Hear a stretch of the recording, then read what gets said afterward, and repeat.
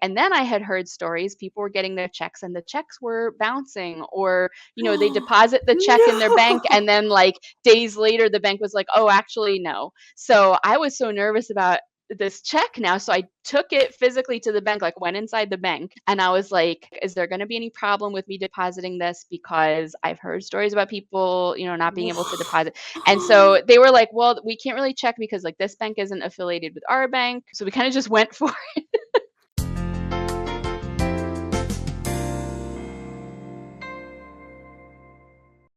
Hey, what's up, guys? It's Ex-Morgan with My Spiritual Life, and today I'm really excited. I have a guest, and she goes by Lolageek, and she is an ex-LuLaRoe consultant. And I'm really, really excited to talk to her about this experience. She has a YouTube channel where she talks a lot about it. Her videos were super interesting. For those who don't know what LuLaRoe is, would you like to give us an introduction? Sure. And thank you so much for having me. I'm really flattered that you reached out and invited me here. So LuLaRoe is currently a multi-level marketing company selling primarily women's clothing. They're based out of California, and they are basically a family business owned by Mark and Deanne Stidham. And if I'm remembering this correctly, those are Mormons, right? They are. Wow. Okay, this is so interesting to me. So, for those who are watching the video, a little bit of background. I grew up Mormon, I left Mormonism. And the reason I really wanted to reach out to Lola Geek here is that in Mormonism, there were so many MLMs. It was rampant in Mormonism. And lately I've kind of stumbled onto the anti-MLM community, which is kind of how I happened upon your videos talking about LuLaRoe. Anyway, I've found it very interesting because so many of the dynamics that you notice in high demand religions are reflected in the MLM community. And now, I can't speak for every MLM business, right? But that you see, some are better companies than others. If you don't know what an MLM is, it's basically a company where the company will allow you to sell products for them.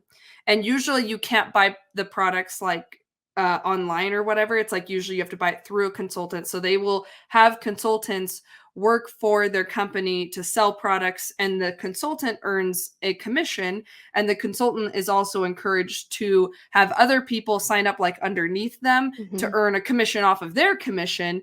And it's essentially a pyramid scheme, but legal in the sense that they're selling products. And there's a lot of problematic things about this as a business structure, which I'll probably do more videos about.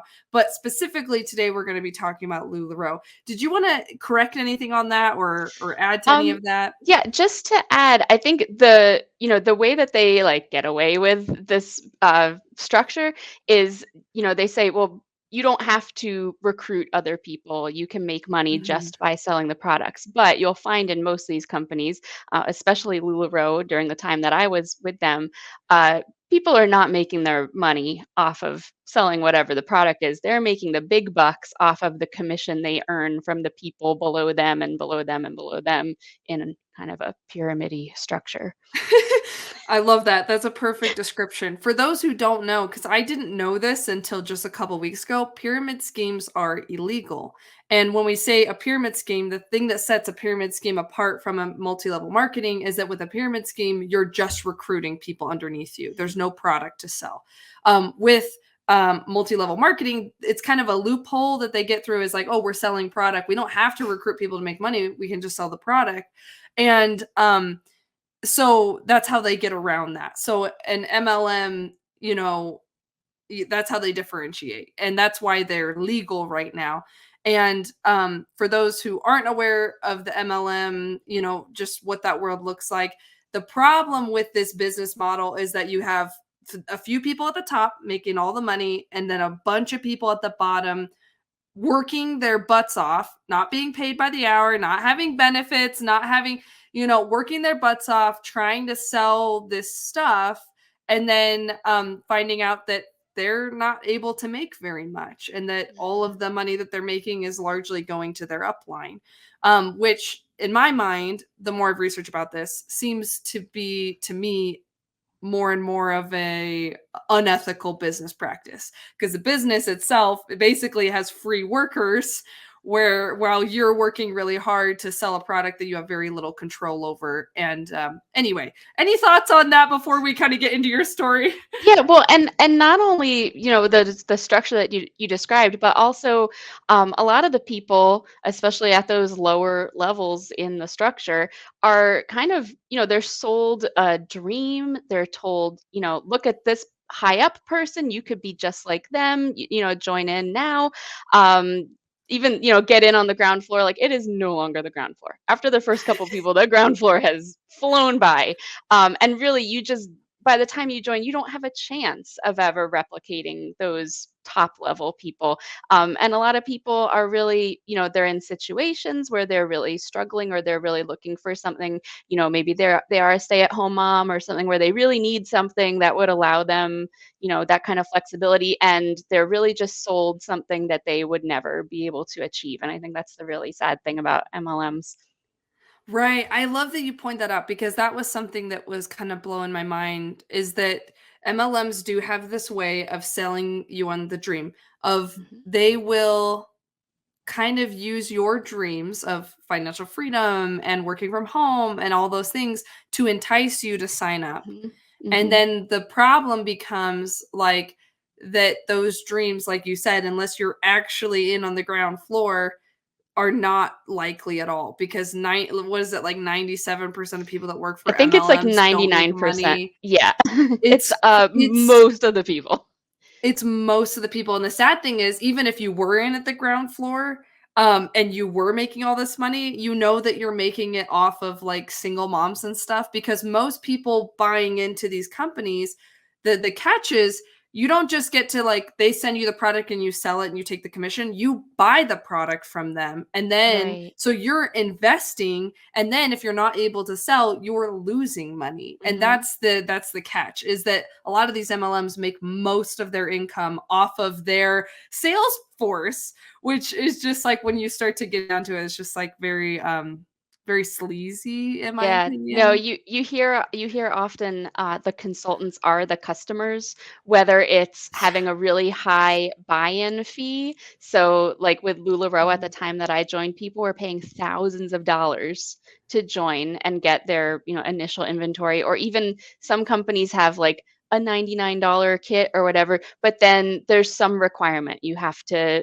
subscribe and get shakes every month, or you have to have sold a Yeah. certain amount of volume every month or every quarter, and you end up just buying it yourself so you stay active. So yes, majority of the time, I think the consultants themselves are the ones, they're our biggest customers.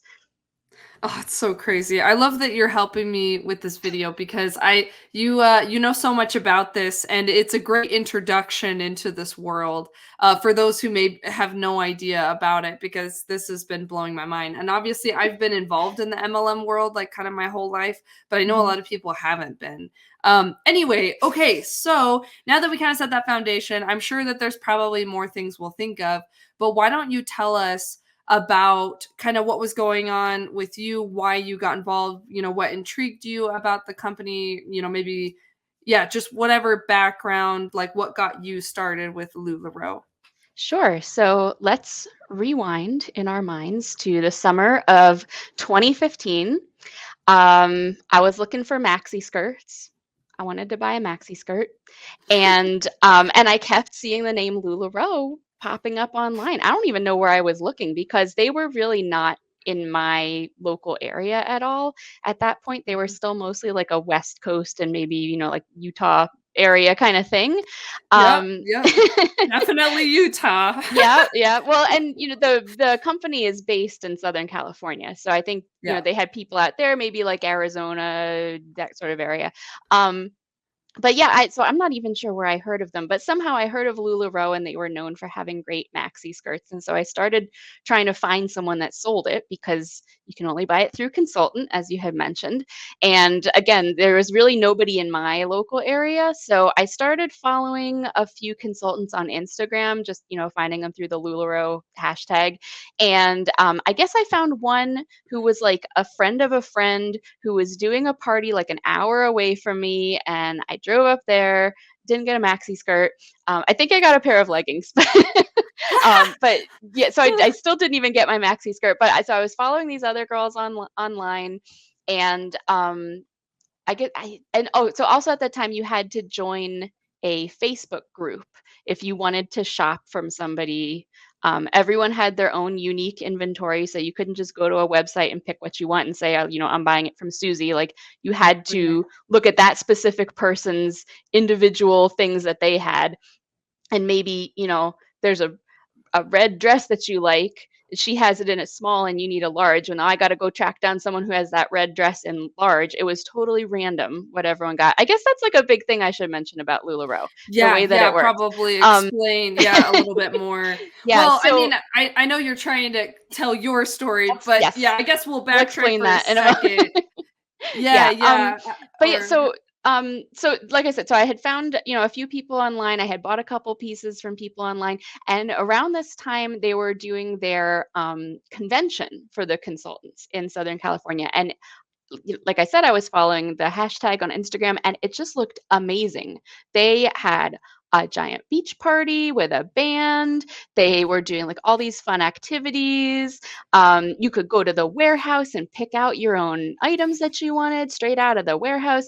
And I was like, wow, what a wonderful company. And they take such good care of their consultants. And look, it's like this, small, close knit group of people doing this. Maybe I would like to be part of this. And so some of the consultants that I followed in their Facebook groups, I kind of started shopping around for like, okay, if I was going to join this company, whose team would I join? And I found this girl who actually I had never even bought anything from. She lives like 2 states away from me. And I just reached out to her because she seemed very organized and structured and business minded, which is kind of how I am. So I really appreciated that. right, And right. I mean, we had many conversations and emails and phone calls, getting me all the information and answering all my questions. And I mean, this was like over a period of a couple months by the time I Right, finally right. decided to join the company. And it was actually funny because I was at a conference for something else and there was a speaker there who was saying like, you got to stop saying that you're going to stop saying you're going to do something and just do it, stop talking about it and just do it. And I was like, oh, I will go ahead and just do it, you have spoken to me. So Right, yeah, right. so I went ahead and signed the paperwork. Actually, I remember my husband and I were getting our driver's licenses renewed, and I was like reading over the paperwork while we were in the waiting room of the DMV waiting for our driver's license. Um, but yeah, so I mean, and it was like a long process to join the company at that time. But yeah, that's kind of my reason behind it was just it looked like a great experience and there was nobody else in my area selling it. Not that I was like, oh good, I can get in on the ground floor in my area, but just I Right. want this stuff and nobody here is selling it, so maybe should be the person to do that. Right, and maybe I have a better chance at success because there's no one else over here selling it. Yeah, Right. although part of what they sold us on, as the company became like more and more saturated, was the fact that everyone has completely different inventories, and so really you're not in competition with, even if your Oh next my door neighbor is selling it, god. because you'll both have completely different things. Okay, so to explain that, LuLaRoe, they would intentionally send you like they would only print their like the clothes material. um they would only make a certain amount of things in each material in each print Yeah, and so that actually, it would. Oh, go ahead, you can so explain it I better than think me. I think actually at the time that I joined, I want to say that they were saying they only made like 2,500 items in each pattern. And that could be, in any variety of sizes and styles. So they might make it in, dresses and shirts and leggings. They might make it in only certain sizes, or Right. it might only be in dresses. So it was always, that was like the fun thing about shopping LuLaRoe, is like it's kind of like a scavenger hunt. It's sort of like going to a garage sale or going to TJ Maxx. Like you never know exactly what you're going to find. But then, like I said, that they also played it off as like, you're not really in competition with all the other consultants, because everyone has totally different selections of things. So Right. when you purchase your inventory from them, you could select the styles and sizes that you wanted. So, I could say I want 10 small dresses, I want 30 pairs of leggings, but you wouldn't know what prints they would come in. Wow, So, that's and that sort of crazy. became a problem, because a lot of the prints were real ugly, and you wouldn't have picked them had you been able to choose. Right, And then there were right, also certain very like rare, desirable ones. People would call them unicorns, and there was like right. actually at one point there was like a real large market of people buying these really desirable, rare prints and flipping them on eBay for like hundreds of dollars. So, Wow, yeah, that's people I went crazy. really nuts searching out very specific things. Wow. Okay. And I imagine, like, from a business standpoint, their plan with this was one, to cater to the consultants, like, to be able to tell them, like, no, there's no competition, right? Which is obviously not true because, like, if someone wants to buy leggings, if they go to you first before your neighbor, then they're going to buy from you, like, but second of all, I imagine another reason that the business that they did this as a business was because it would create urgency around, you find some leggings you like, you Exactly. may never You'll see never them see them ever again. again. You You gotta better buy buy them right them. now. Which Exactly, yep. um which I think in my mind, I would label that as um I don't know if sleazy is the right word, but like almost like unprofessional too, like, cause when you go to Target or whatever, to buy something, there's a certain size, whatever, and, like, you can go online and you can find that same thing, and, like, there's that, like, courtesy of, like, Mhm. they care about their customers enough to make sure that they can get access to the right size and the right color and whatever, but LuLaRoe's just like, "You want this pair of leggings? You better buy it now. Oh, too bad, it was a Mhm. medium."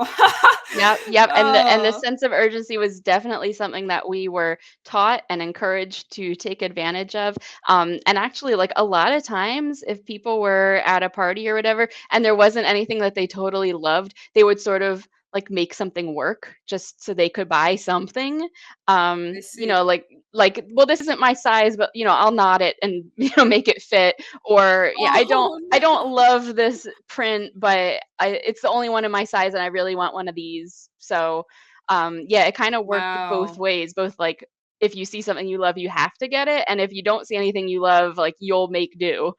Right, right, and I imagine as the customer base, that must have been very frustrating. I And could and only then the imagine. consultant side, it must have been extremely frustrating because, like, you have so little control over Mhm. what is coming to you, and Mhm. and the product that's coming to you, you're paying for, right? Yeah, yeah, and that's the thing, and, they would always say, "Everything sells, just because it's not your taste, someone else might love it." So, and there That was is a all these different bold-faced tricks. lie. I mean, I will say there was definitely things that when I saw them, I was like, "Oh, who would ever I'm like, "Someone bought it," and I don't know, again, if it was that desperate thing where they're like, "Well, it's the only one in my size, I better get Right, the ugly right. one." But yeah, I mean, No, they would say stuff like they that. they Um probably just had bad taste. No, I'm just kidding. No, I mean, it's there's what do they say? Like, there's a lid for every pot. Like, there's someone out there for everyone. I'm I mean, sure, maybe if but everyone in the world was yeah. shopping at at Well, your that's the place. thing, right? I'm thinking, like, how big of an audience can you get? And the other frustrating thing, at least for me, I think I did this in a video a while ago. I had found like this notebook where I used to keep like notes on all my customers and like what their sizes were, and like, and like wish list things of what they were looking for. I never found one thing that was on anybody's wish list, and I felt bad that Oh my I couldn't help people out. So, a lot of times, like within our team of people. Someone would come in and be like, hey, does anyone have this shirt in this size? Or, just to like help each other out and help like keep Right. our customers happy. Like, I don't even want credit for the sale. I will send her to you, but I just want to make my customer happy and like help her find what she's looking for. Right, which is really good team player, right? Hmm. And would that ever happen? Like, would it work? Like, would you guys be able to find between your Yeah, team like a sometimes. sometimes? Sometimes the thing maybe never existed. Maybe they never did that print in that size. There's no way to tell. There's no way to know. Oh my gosh. Okay, so you start working LuLaRoe, and this is a side hustle for you because you're working like a Yes. full-time job, right? Yes, and my full-time job is what enabled me to do this. It's what I just really want to specify that because like I mentioned, it Mhm. was a really large investment to get into LuLaRoe. A lot of people, went into debt by putting this on credit cards or borrowing money from people. People were like Right. encouraged to have garage sales and stuff. I was able to pay cash for that initial investment and for all further expenses. So I just want to put it out there because a lot of people are like, I can't believe you went into debt over this. I never went into debt over this. My day job was what allowed me to do this as a fun side hobby.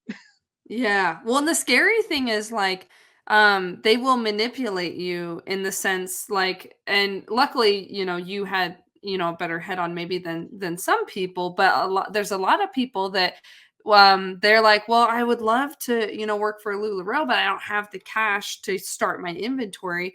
And then you'll get consultants like telling them like, listen, like this is a business. You have to invest in your business. Hmm. And like, imagine how expensive it would be to start your own business. This is so cheap Oh, compared to yep. that. And they'll tell you you'll make that money back so fast. And they tell you all these Hmm. things, but ultimately it's not necessarily true. And the problem with MLMs, from what I've seen and what I've researched about it, is that once you run out of leads, you're out of leads. Like, and Yeah. especially when you're selling clothing, like that's something Right. people How much usually gotta clothes does be there anyone? for. Yeah. Yeah, and how much clothes do they need, right? Yeah. Like, how often are they gonna buy, some leggings, like, twice a year? Or I'm honestly, There I'm were some people who very had. minimal.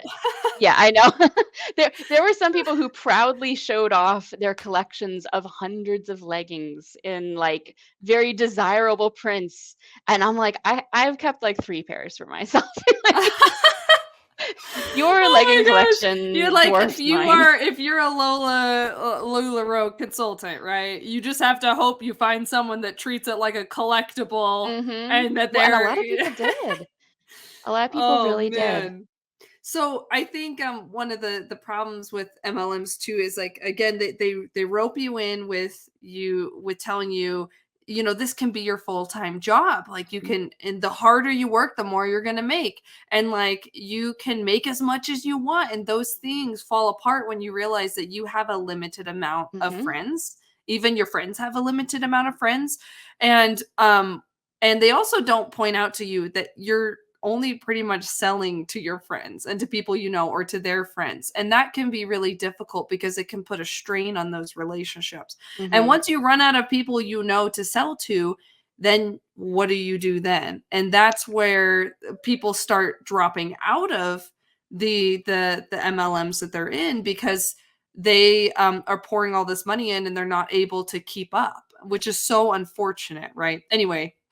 Yeah. No, well, I will say in the heyday of LuLaRoe, which is kind of when I was doing it, you were not limited to your friends because I was sort of, I got in at the point where there were more people looking for product than there were selling it. Like I could just post out publicly on Facebook or whatever, I'm a LuLaRoe consultant. People would find me. People would call me out of the blue or message me out of the Yeah. blue. And like, I cannot believe that I did this, but I would just have strangers come to my house to shop. I see. Like, I see. and bring some friends with you. Bring all the strangers over. Like, I would Right, right. never. But yeah, I mean, it was sort of like that sweet spot right before the market of consultants became more oversaturated and the market of people wanting to buy the products.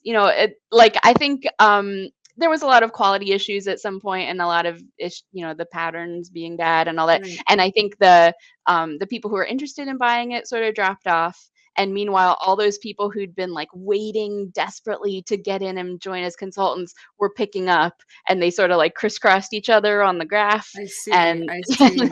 and Things started going started the to wrong way. topple Yeah. over. Yeah. That totally makes sense. So tell me, what was the environment like with your team? What did that look like? Like, did you have someone over you and like Mhm. all of you guys are meeting together and how many of you? And was there a lot of So pressure to sell? So I was really, really lucky. Like I mentioned, I kind of shopped around for whose team I wanted to join. And so the woman I joined under, like I said, was very organized, business minded. She and her husband both had like legitimate sales background and knew about how to sell stuff and market stuff and run an actual business. I love spreadsheets, and she loved spreadsheets. She made spreadsheets for all of us to track everything. It was, and I was like, I already have my own spreadsheet. Can I just use mine? So yeah, I mean, Oh my gosh, she was what? fantastic. And actually, I'll even say, at the time that I left the company, maybe we'll get to this story down the line, but there was sort of a another one of their mishaps or scandals where they promised that they would repay people 100% for the inventory they returned if they were leaving the company. Um, Mhm. she told me, "Hey, I heard they're going to be offering this," so I actually held off on leaving until they started offering that. And then they like rescinded it shortly after. So, I mean, she Oh, was looking out for me. I'm like, wow. I have no ill will toward her or anybody who is on, that team under her. They're really Good. fantastic. I've remained friends with some of them now. And I know she actually is still selling LuLaRoe. And so like I don't really see her much on social media except in those sales posts. But I mean, she was great, and I really, really lucked out that I had Good. such a organized and business oriented team. Um, Yeah, like I yeah. said, she was like 2 states away from me. I know some of the Right. team members were more local to her, but really we were very dispersed around the region and around the country. So we didn't like get together for meetings or anything. I did go to a couple of like regional trainings, but even then, Right. I don't I don't know if she made it to any of them. I did meet Sure, her sure. finally in person at the actual, national convention in California, but that's a whole other story to get into. Um, but Right, yes, so right. I never really even met her. We didn't really have meetings. Most of our communications and most of the communications from LuLaRoe, the company at that time, were really just done through Facebook, which was very Gotcha. frustrating to me. Again, as like a organized, like rule following kind of person, a lot of what we got from them was sort of trickled down, like LuLaRoe texts their topmost consultants with like some policy change, and then those people post it on their Facebook pages for their teams, and then the people on that page share it to their individual teams, and so on and so on. So, by the time it Gotcha. gets to the bottom level people, you're getting sort of mixed messages, or like people aren't really sure of all the Oh, details. so it's the telephone game from the top Exactly. down. Yes. Wow, that would be mistranslated real It quick, was I bet. yeah. Yeah, and And then there were a lot of yeah. policies and things that people were like, "Is that what they really meant?" I'm like, "Oh, no, that's what the Facebook post said." Wow, that's crazy. So tell me with the selling the clothing, when you would order a certain thing, would they tell you how much to sell that thing for, or did you have any control over that? So, yes, it's called MAP, minimum, I don't know, minimum something price. And so the reason why they started MAP was because, again, shortly before I joined, it was like a little more wild and free. So Right. people were selling more just in their local areas. People weren't really selling on Facebook or anything. And so when they were selling in their own areas, you could sell for whatever price worked in your area. If you were in like a higher cost of living area, you could sell things for more, or vice versa. Once people started finding a way to sell online, some people got upset because they were selling their things for more, and now their customers are just shopping around online to find somebody in like a lower cost Oh, area and finding the same thing for less. right. So they implemented this minimum price thing, and so all the pieces, I think at the time I joined, most of them had like a little bit of a price range, but even Right. still there was basically one set price that you had to sell it for. Or I think, okay, now that I'm talking this through, I think there was a specific price that if you were selling it online, you had to sell it for. And Mhm. if you were selling in person in your I local area, see, and then you that's how had a they little bit tried of to a get range. around Yeah. that. Got it, And I got don't it. know if they even give that leeway anymore now, because pretty much everything is just online now with LuLaRoe, and they have done a lot more to like improve people having websites and stuff and not having to like sell other things through Facebook. Um, so I think they probably have just standardized all the pricing at this point. Oh, that's so interesting. Okay, so tell me like things that you liked about working with LuLaRoe. Like what was there things that you liked about it? Cuz obviously you left, right? Because you didn't feel like the company was heading in a good direction or I guess, give us more details about why you left. But first, what did you like about it? Yeah, so I mean, I would say the one thing that I really love, obviously, I like the people on my team. It was a ton of work. I didn't really like doing the work. What I really liked Right. was one-on-one being able to work with women and help them find clothing that they liked and that made them feel good about themselves. Yeah, Like yeah. my favorite story is we had a pencil skirt style, which like I'd never worn a pencil skirt before, and that became one of my favorite things. And it was like every woman who came in here, "Oh, I would never wear that. I can't wear that. Just try it on." And they'd try it on and they would love it. So, like, Oh, that was my favorite thing, fun. was like Right, watching right. people really like love the way that they looked. And I like LuLaRoe was for the most part like a pretty size inclusive brand. That was like one of the things they prided themselves on. So, Yeah. yeah, I mean, that like what I really liked was just like the working with people. I'm still friends with people who I met through being customers as well. Oh, So, fun, fun. so That's yeah, I mean, cool. yeah, I think like the relationships and just like helping people feel good is what I really liked Right, about it. right. Yeah, absolutely. So tell me, like, when you started working as a consultant for LuLaRoe, like, what you mentioned that was a lot of hard work. I'd love to hear like why that was, and then we could get more into like things you didn't like, issues you're running into, or that your clients are running into, those kind of things. Sure. So you want to hear about what made it hard work? Yeah, yeah. Well, so basically, LuLaRoe did very little for us. We really were independent. I mean, as much as you can be like independent business owners. Right, And kind of the way it was advertised at the time that I was joining was, it's basically like owning your own clothing boutique without the overhead of, having like a retail space. right, right, Except you also don't have any control over, like, what exactly you're selling or how you're pricing it, but forget that. right, right. But That's how I they're mean painting it. Right, right, right, right, but so you had to do all the work yourself. LuLaRoe basically just gave you a place to buy product, and they did have a system to process credit card sales when it worked, which it didn't always work. Um, Oh, no way, that's often on crazy. weekends when people were having their big parties was when it wouldn't work. Oh, Um, that must have been a It headache. was a real headache. But yeah, so I mean, like, especially if you were doing sales online, which again, most of us ended up doing, you've got to take photographs of every individual piece because they are all different. Even if you have two things that are the same thing and the same size and the same pattern, like the pattern placement might be different. And people are going to be like, oh, I didn't want the one that had a flower right there in that unflattering spot. I wanted the one I saw in the picture. So you need a picture of every single Wow. item, and then it was such a pain to post them all in Facebook albums and keep track of people claiming things online and do all your invoicing online. And then, people weren't paying Right, and you got to chase them down. Like selling online was a nightmare.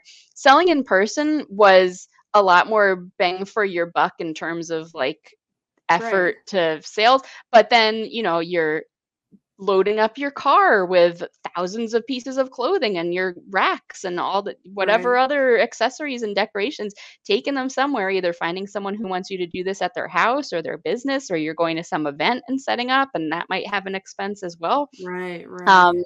I mean, I don't think I did one party that was like in my nearby local area. All the other parties I did were at least half an hour to 45 minutes away. Um, Wow. or Wow. events, which I hated doing events because at least at a party, like, they want you there and the party guests are like willingly coming and they know they're buying clothes. If you go to some other event, people aren't there to buy clothes from you. They're there to watch whatever thing, go to the craft Right. store. So yeah, so like I hated doing events. That's definitely my least favorite thing. But pop-up parties either at people's homes, or I would also offer to host it at my house, and like you just bring all your friends here. Those were definitely the biggest bang for your buck. Or like I mentioned, people would just come over, like, they'd just reach out and Right. ask about it, and you could schedule, like come over for an hour, bring a friend and just shop here. Kind of Right. one-on-one. So yeah, it was definitely a Sounds like lot a of work. lot of work. Yeah, and then, keeping track of your inventory. I actually took inventory every month. I would count the number of, pieces that I had in every category and at least have like a number. A lot of people didn't do that. And at the end Right. of the year for taxes, like you need to know. And then everyone will be Right. scrambling to do that. So luckily I had that information. It was also very handy when I returned my items at the end when I was leaving. I Um, I heard you mention in one of your videos too about that LuLaRoe would send like an invoice or something like for the year of like, here's all you spent, but it mhm. didn't line up with yours, Yeah, yeah, they would which is send, wild. and I don't even know if it was like, I don't think it was any kind of official tax form. It was sort of like, here, we're Right. helping you out by like, here's what we've got. And yeah, it never matched what I had. And I definitely trusted my numbers a lot more because I knew where they came from. Right, right. Because it sounds like you are very like very organized, very Yeah. thorough, and that must have been like I imagine like being I would have been so confused if all of a sudden this report came back and it was like, here's how many skirts you sold. I'd be like, what? Yeah. And then I'd be Well, like, and it am I wasn't, insane?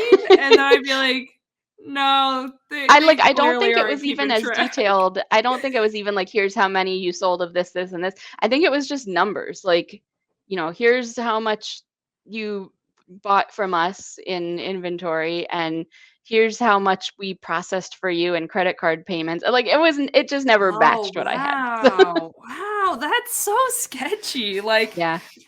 Like you they all right, interesting, interesting. Okay, so let's see. You mentioned obviously it was really hard work. So what complications were you running to? We've already mentioned several, like the credit card processing system and clothing, sizes and patterns and stuff like that. I've also heard you talk about in videos how you would order things, but sometimes they wouldn't actually send you what you even ordered. Yeah, so that's a big one. It was just like things being back ordered or out of stock, which I think like it was manageable at the time that I was selling it. Maybe out of every order, it would be missing like 1 to 3 things. And they Mhm. tried different ways to keep track of this. So I guess at first they weren't real, like it was kind of up to you to compare what you got versus what you ordered. And you would call the company and they would say, like, oh, well, at first, actually, they were sending out those extra missing things. They would like ship them to you separate. And then after a while, it was like, no, we'll give you credit for those since you didn't get them.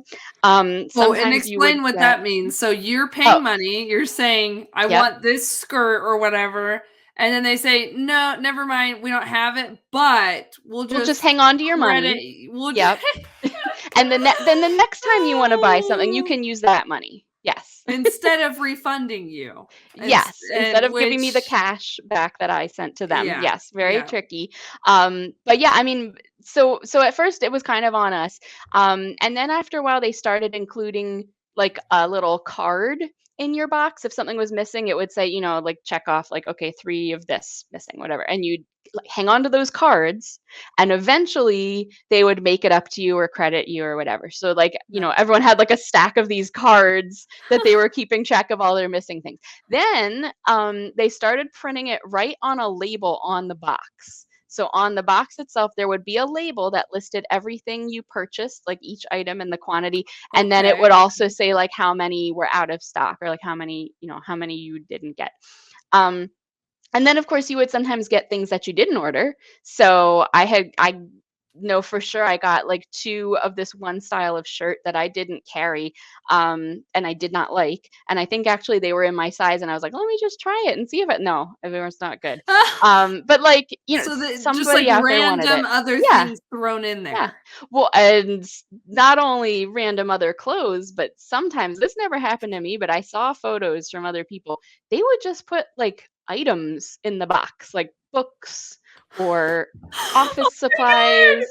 It's Um, oh somebody got my a laser printer once what? in their box. I don't know why or how that happened. Anyone that um like had worked at the warehouse, you know, if I ever had the opportunity to ask, they were like, I never heard of that. Um, the only thing that we came up with was maybe it was something so it would like be the right weight. And, you know, maybe some clothes were missing, but like as it went down the conveyor belt, it would still come out to be the expected weight that it needed to be to get out of the building. I don't know. I have no idea how. What? Like, I remember once there was like kids' toys or like, why were they even at the warehouse? Why were they even What available the there for someone to put into the I box?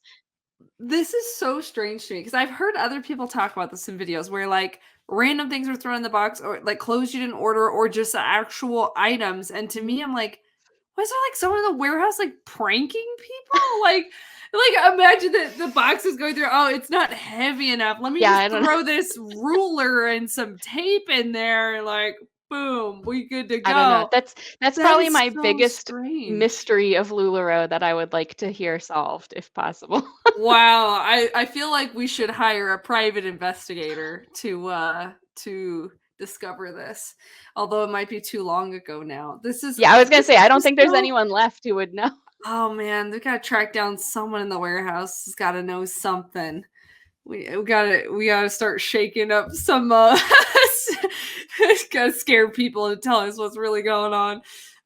Man, that's crazy. Okay, so obviously, like from a consultant's perspective, they reel you in. They're like, you can make so much money. You can make as much money as you want as long as you work hard. And you're working your butt off, right? And Oh they are yeah. making it hard on you, right? And they're giving you very little help and very little support.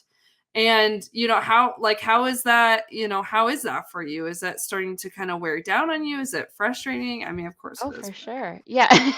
Yeah, I mean, I will say, like, when I first started, I thought it was kind of fun that, like, they don't really provide you a lot of graphics and different things because I am a graphic designer by education and by oh, hobby. fun, fun. So I was like, oh, cool. I get to, I get to make all my own flyers and graphics and business cards. That was fun for a while. I actually made business cards for other people who were on my team and, other materials for them. That was fun for me.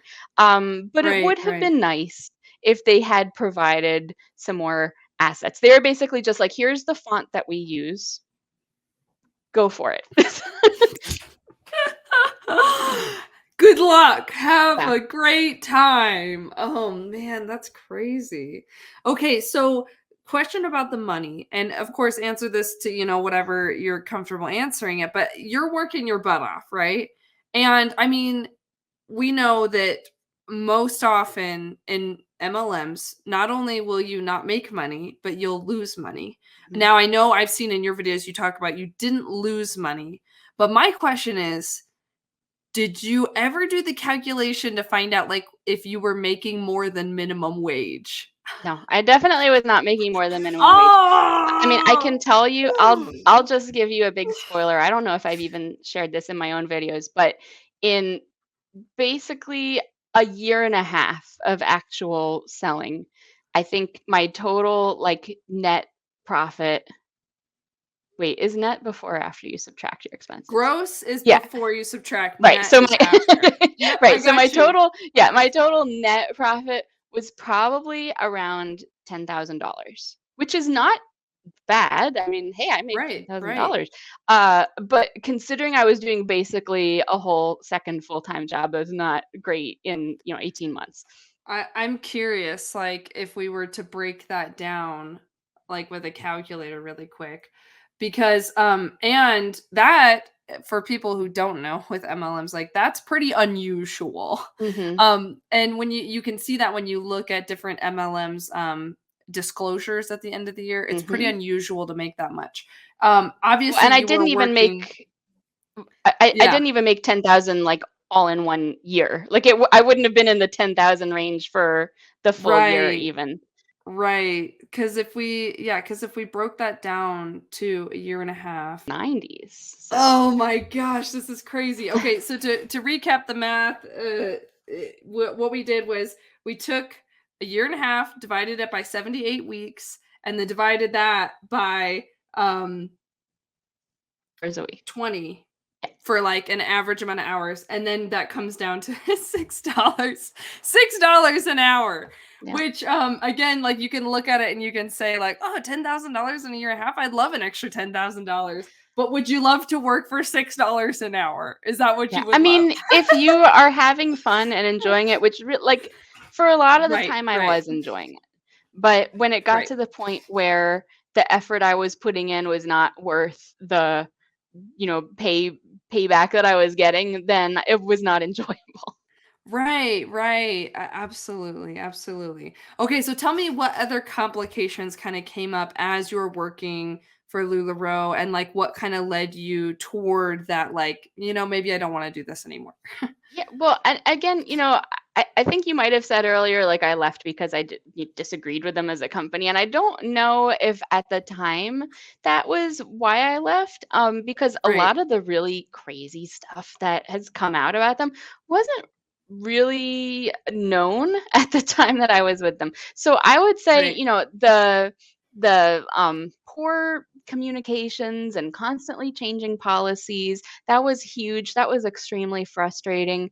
The systems, poorly executed, that was something else. Obviously the clothes and the lack of control over things, and again, just the amount of effort that I was putting in compared to the reward that I was getting back. I think that was kind of all the stuff that sort of took me to the point where I was like, okay, I'm ready to leave this company. Right, And right. then, like I said, my sponsor, the person whose team I joined under, really was looking out for me and said, hey, if you wait a couple months, I heard that they're going to offer this policy where they'll repay you 100% for the items that you return if you're leaving the company. So I waited for that to go into effect. I started hearing, actually, I kind of waited like a little long, like because a lot of people Right. were taking advantage of that. I, for as long as possible, tried selling off my inventory. First I just kind of discounted it for customers and sold as much as I could at a discount to customers. Then I would sell it like at wholesale price to my fellow consultants, and they actually took a lot of stuff because guess what? They could pick Nice. the exact pieces that they wanted, the exact colors and patterns. Wow. Yeah, it was great. Crazy how people Um, are motivated to buy so, what but they know they're buying. yeah, so by the time I was actually ready to send my last bits back to LuLaRoe, I think I only had like 2 big boxes to ship back. And I had heard kind of horror stories at that point about people who tried shipping their things back and like they weren't like they didn't count the right amount of things, or they had issues with like the amount that they Oh, were being offered back. So I was like super organized. I bagged everything up in little individual bags with their labels facing out.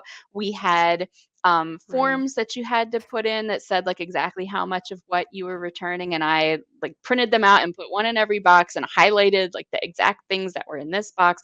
There was different letters and things you had to get. Actually, I think to start you had to have like a notarized letter. So eventually they turned it into like where you click a button on the website. But when I did it, you had to have a Wow. notarized letter. So I had a friend who's a notary, so she notarized my letter for me. But yeah, so like there was so much paperwork and I was like super organized about everything. And I got back the actual amount that I was expecting, which was great. That And is I good. got my actual check. And then I had heard stories, people were getting their checks and the checks were bouncing, or, they deposit the check in their bank. No. And then like days later, the bank was like, oh, actually, no. So I was so nervous about this check now. So I took it physically to the bank, like went inside the bank, and I was like, is there any way you can check, like, is there going to be any problem with me depositing this? Because I've heard stories about people, not being able to deposit. And so they were like, well, we can't really check because like this bank isn't affiliated with our bank. So we kind of just went for it. And I guess maybe they said, like if the money's still there, like after a week, then it's probably good. So I guess that worked out because I got the money, I kept the money. Wow. But yeah, and then so that was the end of my time with LuLaRoe, and since then I've just been kind of following along with the drama, which kind of escalated and escalated. I think again I got out at just the right time, just like I feel like I joined at just the right time. Right. So I mean, really, my experience wasn't that horrible, but it was really due to a lot of luck and just good timing, and being with the right people and having the right kind of resources, I guess. Getting in on the ground floor. It was like maybe like the fifth floor. Oh, oh man, I heard you just go 13 floors down and you've exceeded the population of the world. So Mhm. that's pretty high up, I guess. Mhm. Oh man, that's crazy. So in reflecting like on your experience with LuLaRoe, you were like, oh, like it was okay. It wasn't worth it in the long run, so I stopped. But now, like seeing everything that's gone down with it, has that kind of changed? Like looking back, you're like, oh wow, like how's Yeah. that been? I mean, it definitely like I kind of feel embarrassed for having been associated with this company, but Oh, like I said, I get that. it I get really that. wasn't like that during the Right, time I right, was there, or if it was, maybe it just wasn't as known. I don't know, but again, I feel like it sort of just grew to the point that they couldn't handle anymore, and they started making all these weird decisions and doing all this weird stuff. Um, and I mean, I know there was other things, not even just business things, but different things that they said or ways that they reacted to like different kind of scandals with consultants, the ways they handled things that were poor decisions. Um, so maybe that's like who they always were as people, and I just never knew that. But yeah, right. it just wasn't that exciting at the time that I was there, I guess. You're like, it's kind of boring, Yeah, actually. Oh, unless they were sending you the wrong skirts, that was unless we the got a free exciting printer part. in our box or something. Oh my gosh, that's crazy. Okay, so the documentary, what's the documentary called? Lula Rich or Yeah, something? so there's actually two. The first one that came out and the one that a lot of people talk about is Lula Rich. That was on Mm-hmm. Amazon Prime. And then there was a second one called The Rise and Fall of LuLaRoe that came out Right, right. on Discovery Plus.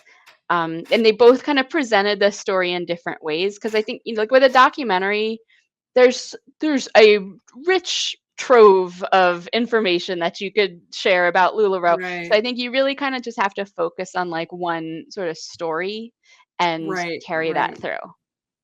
And what were I know you did a couple videos, I think, talking about the Lula Rich documentary. So I don't want to, maybe people should check that out. But like, overall perspective on those two documentaries, like, did you feel like they were really interesting, informative? Like, did you feel like they were biased? Like, any overall thoughts? Yeah, I mean, so for someone like me who's kind of been following along this whole time, was part of it, and then has remained at least somewhat connected this whole time, Right, they didn't really tell me anything that I didn't already know. If anything, I wish that they had gone into a little more detail about certain things, but again, just with that sort of format, you're sort of, to make a cohesive narrative, you need to just kind of pick one trail and follow it. There's a sure, lot more they sure. could have done. Actually, I heard that they might have been working on another one or a part two of one of them. So that would be really interesting if they start telling like another part of the story. That would be super interesting.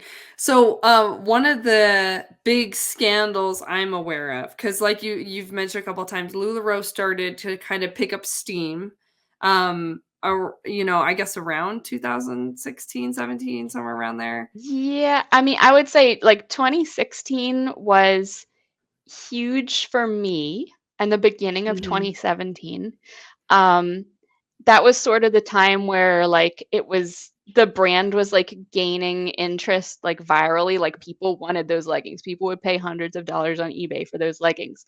And it was still the point where like it wasn't so saturated with consultants and you really had to like work to find those things.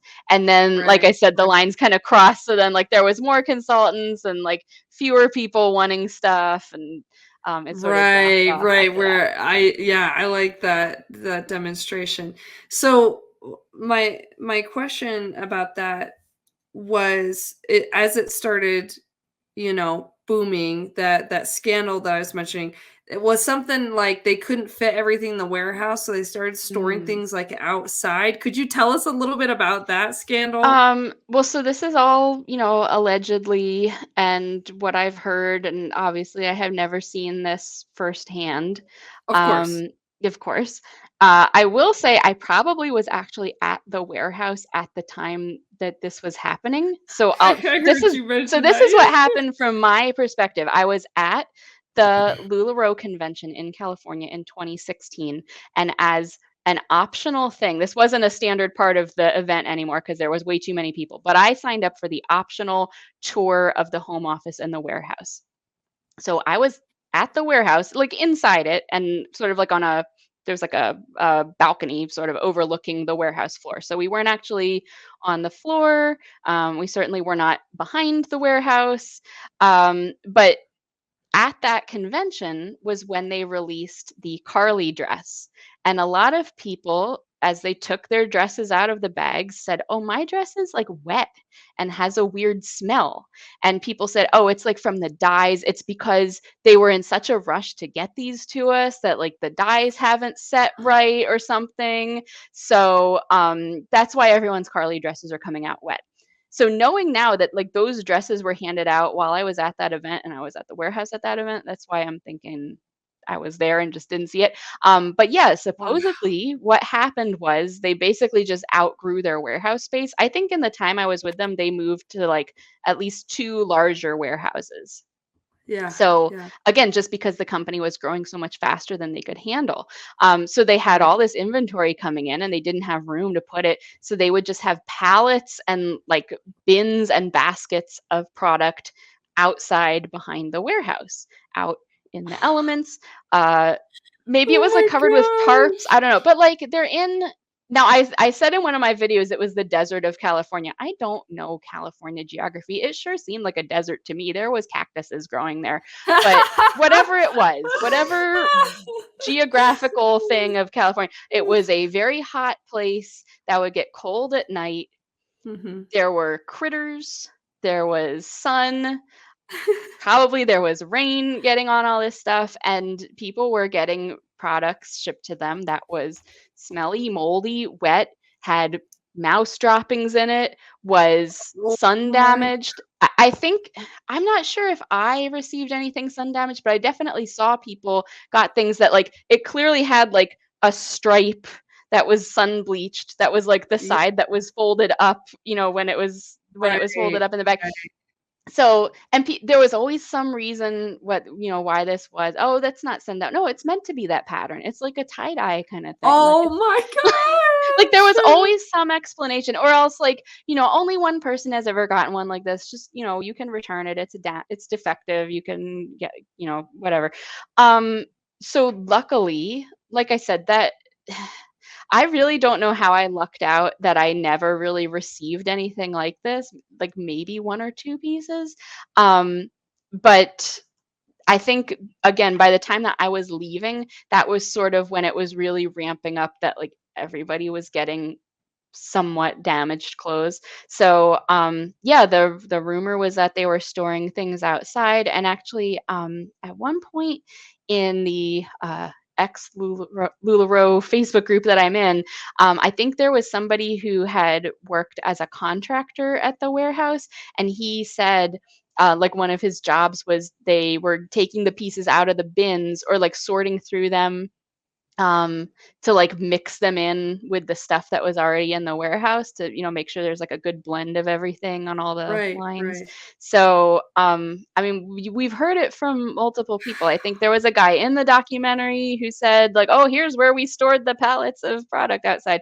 So Oh, again, I man. mean pretty much almost every fumble that they've made you could chalk up to growing too big too quickly and not having like actual professional people who know what they're doing in charge of doing a lot of this stuff. Right, and when you say that, you're talking about because the woman and the guy that started it, they hired, like, their kids to help run the business, and their kids didn't have business experience, Yeah, right? I mean, they might. I don't. I mean, obviously they weren't like totally brainless. Like they knew something. They Right, had somehow ran some form of a business. And some of them had right. their own businesses previously, or had done other related things. But yeah, I mean, there's actual like professional people who know how to manage a warehouse or do communications or whatever. And like they didn't hire those people. They prided themselves, in fact, on hiring their own family members. Actually, this is sort of a funny story. I don't know if you heard this, but within the last week or so, a couple of the sons or sons-in-law who worked for LuLaRoe had announced that they are leaving the company and doing other different things. And Wow, one of them in his post about this was like, I don't want anyone to say that this job was handed to me because I worked my butt off to do this job at LuLaRoe. I'm like, there was a documentary in which everyone was crying, saying how your parents sat everyone down and said, "We want to hire all our family members and make this a family business." It was right, right. absolutely handed to you. Wow, it's so funny, like, the, I and Oh, the just that attitude, right? Of like, I don't want anyone to say this job was handed to me. And now he's gonna go jump into another job that's gonna be Mhm, basically handed to him because this experience was handed to him from the beginning anyway. And mhm. that's just really ironic to me and really funny. And like, dude, just own it, right? Just own it. This was handed to you. Maybe you did a great job, but it definitely was handed to you. Oh man. Yeah, yeah, that's crazy. Okay, I just can't believe like like I can't imagine. Okay, you got a warehouse person, right? Who's like, I'm gonna send this box to Susie, and let me just grab this wet Where's skirt and put it in this bag. And let me just ignore the mouse droppings on it. Also, let me throw a printer in Yeah. here. Boom. Good to go. Yeah, I mean, Like, I don't know what if the they hell?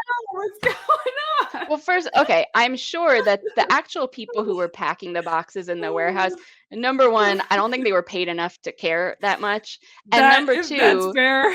well, and number 2, they were probably under such pressure to, like, get things out, move them through. Like, I could only imagine I don't know if you saw or heard from, I think both of the documentaries mentioned this. They both, interviewed people who worked in the art department, so, like, designing their different prints and things. Yes, that The they were under designers, yeah, tremendous they had so pressure. much pressure. That's why they ended up with crazy prints, ugly prints, stolen prints, because they Right, had right. such pressure to produce a certain number of prints every day or every hour it worked out to. So they would just, steal a clip art, change a color, boom, there's my print. So, Right, and I'm sure the right. warehouse people was the same thing, like quantity over quality, and let's move these boxes and keep everything flowing because we have, however many thousands of consultants and they all ordered their stuff and they all want it as soon as possible. I think it's unfortunate. Like, I think if, because one thing you mentioned at the beginning of the video was like, wow, look at this company that cares so much about their consultants, right? If they really did care about their consultants, they would have been more focused on quality of Mhm. the materials and the clothing over quantity. And clearly that went out the window. And I understand how it must have been exciting on their side, like, oh, look at all this potential money that we can make, and it's so exciting. And it's like, but I think, well, I think personally, I think the MLM business is an unethical business model. But if you are going to do it that way, maybe limit how many consultants you have so that you're not, screwing them over in the long run. Yeah. So yeah, but clearly that, they were just like, yay, money, let's make more leggings. Yeah. And who cares if they get sun damaged or mildewy? Yeah, well, and not to get too far off topic, but I mean, just speaking of unethical, we could also a whole other path to go down is the ethics of fast fashion and, like, where did all this clothing come from? How was it produced and who manufactured it? And like, clothing production is like one of the biggest polluting industries in the world. So that's like a whole other problem with this we didn't even touch on. Oh, yeah, yeah, I hadn't even that hadn't even crossed my mind. Yeah, and when money I mean, obviously, it's a business. Money is gonna be the bottom line, right? Because you don't run a business to lose money. That's not Mhm. ever your intent, right? Mhm. But I think that you can certainly run a business for profit with some amount of integrity.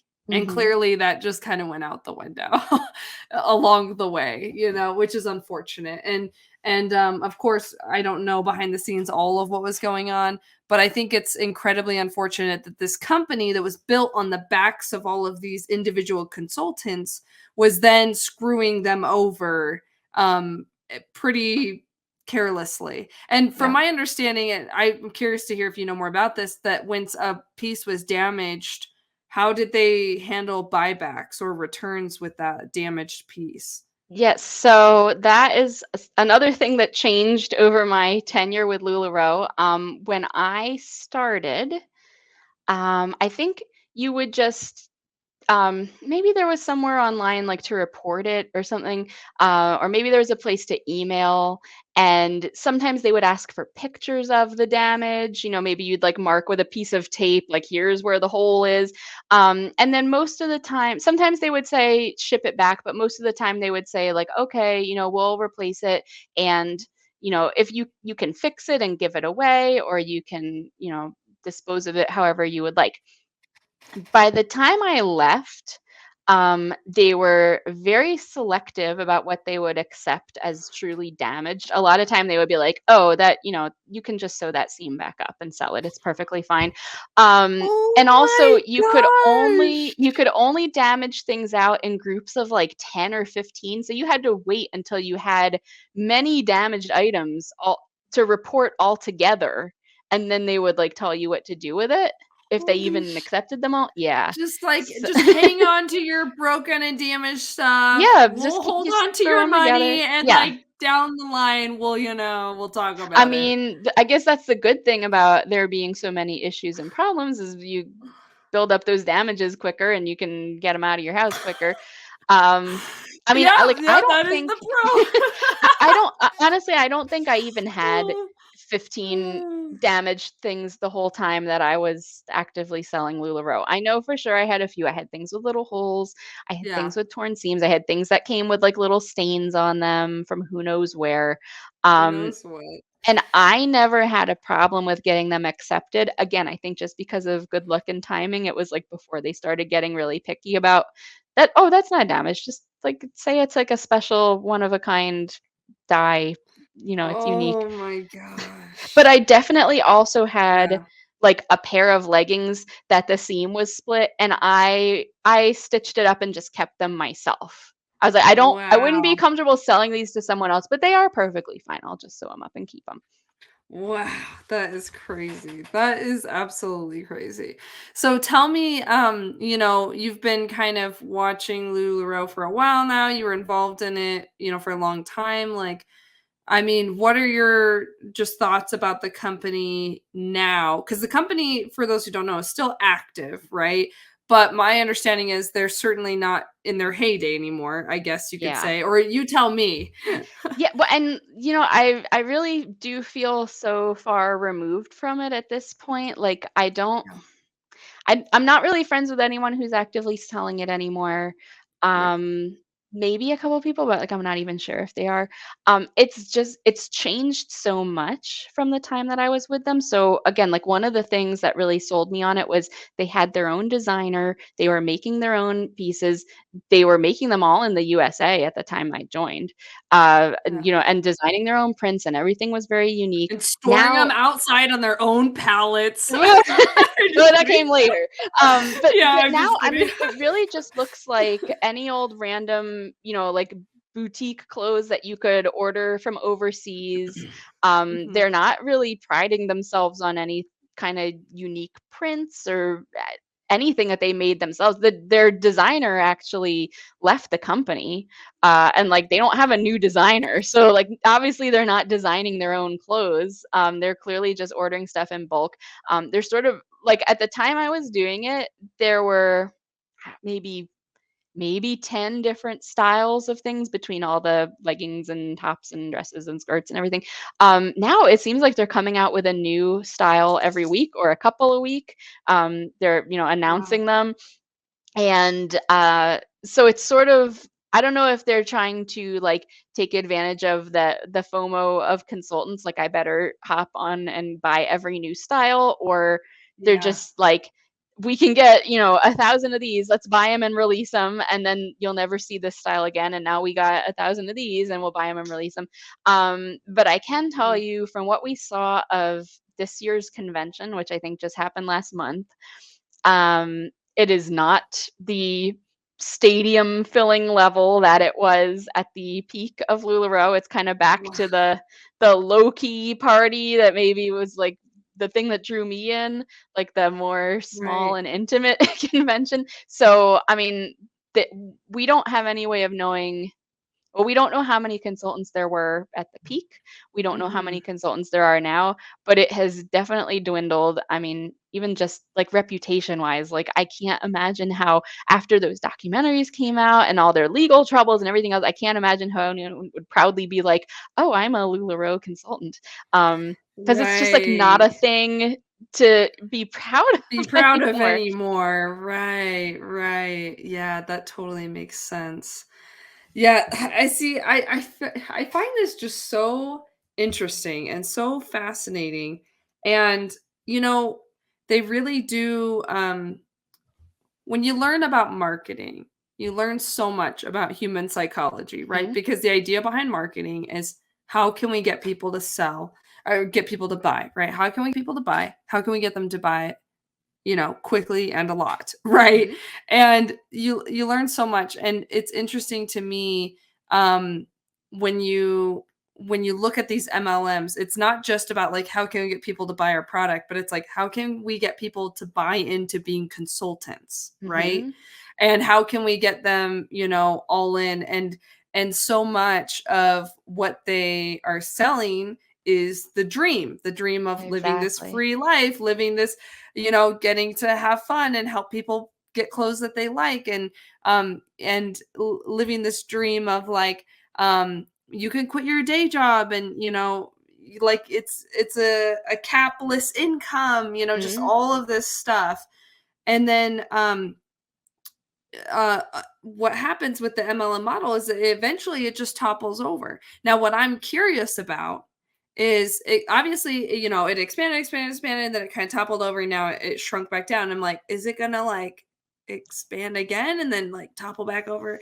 But I imagine that the reputation is so damaged that certainly there will be a fluctuation in and out, but maybe never really like get big again. But what Yeah, are your thoughts? I think something that happens with some MLMs is maybe, somebody from that company, either from like the home office or a high up consultant, goes and starts their own similar thing, and everyone kind of jumps ship to that one, which doesn't come with all the baggage of the original one, but is basically the same thing. So Oh, like I wouldn't be surprised if something like that were to happen, someone branches off I and start. And see. actually, I mean, there have been, it wasn't the exact same situation, but there's even like family members of the founder started their own extremely similar clothing companies built on the very similar model. So Yeah. like there was already that kind of competition or like interplay.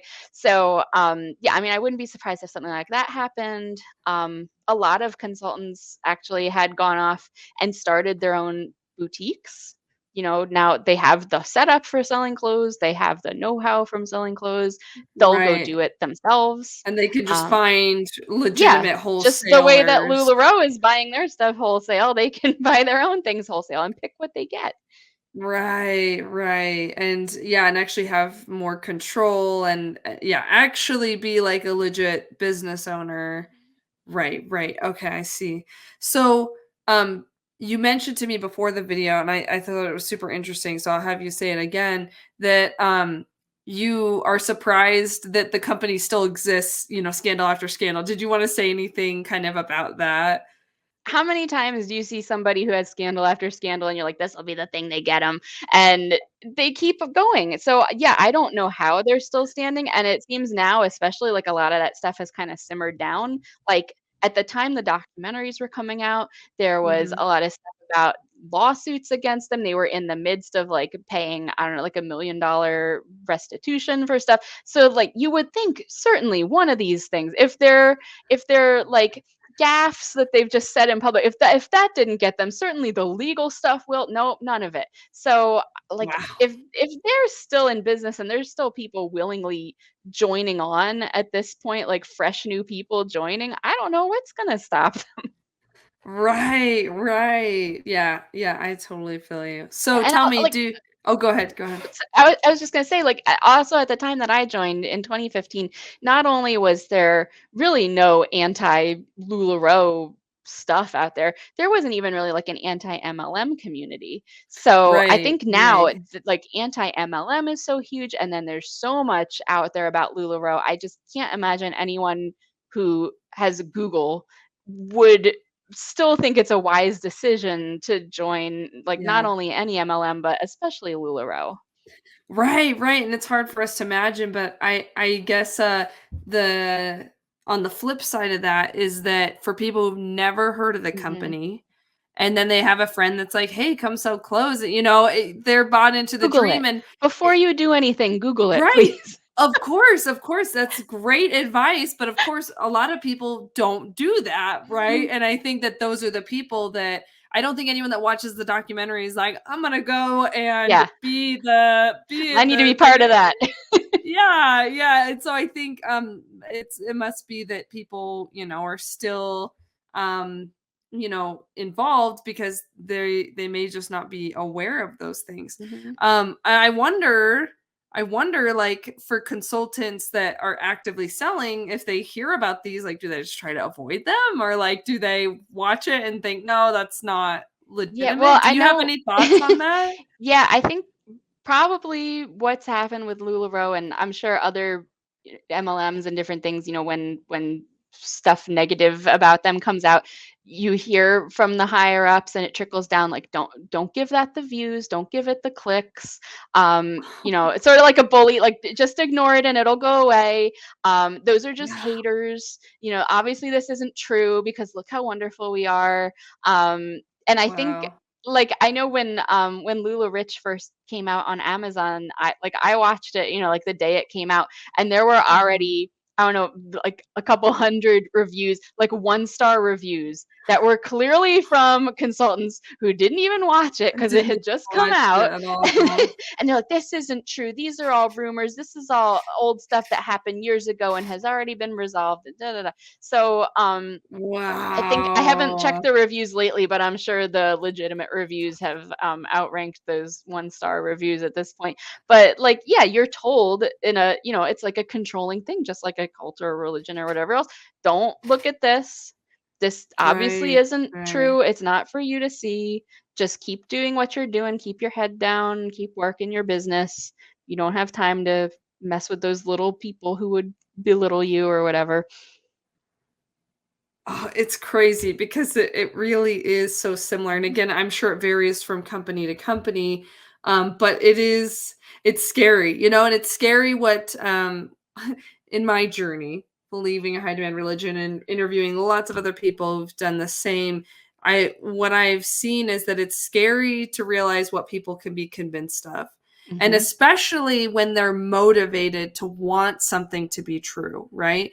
We want our dream of financial freedom to be true, and we want it to be true so bad that we'll turn a blind eye to, whatever, Yep. whatever the haters are saying, because we want our dream to be true, and so we don't want to give that dream up. And I think that's the hard part about leaving a cult or leaving, any kind of group like that, is that not only are you having to deconstruct from maybe some like brainwashing or whatever, but you're also having to kill a dream, you know? Mhm. Mhm.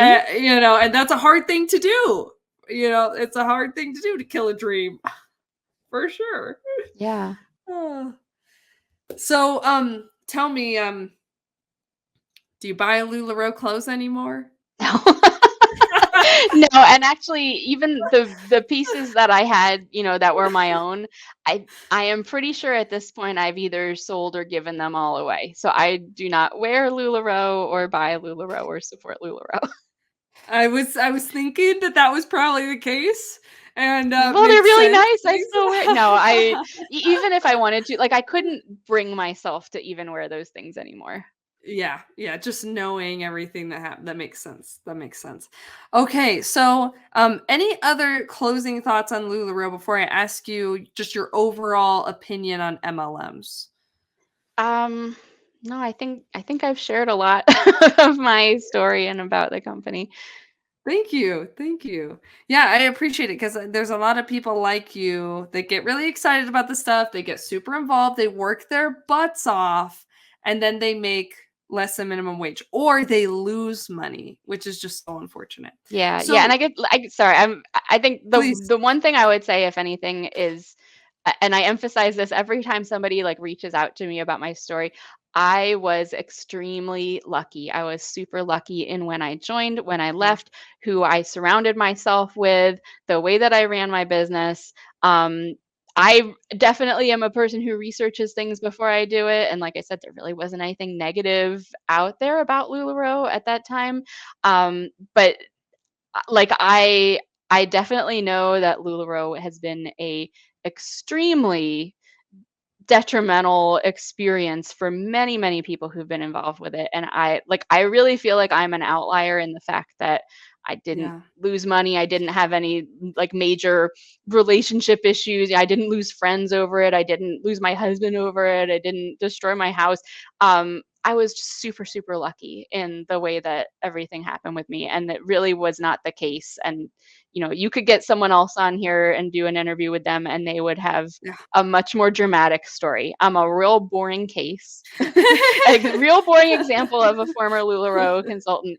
Um, but yeah, I mean, so like, I don't want people to hear my story and be like, well, that didn't sound so bad, because it really was very bad for many, many people. And I was just super Right, lucky. right. Yeah, no, I appreciate that clarification.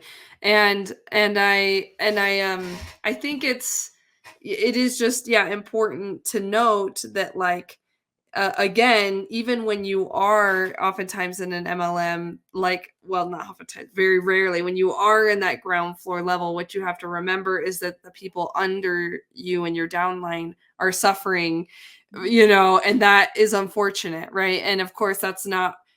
I think most people wouldn't want that, right? Most people wouldn't want to hear about people under them getting massive credit card debt to make their inventory and not being able to make that money back, and then not getting refunds, and, like, there's a lot to be said about that.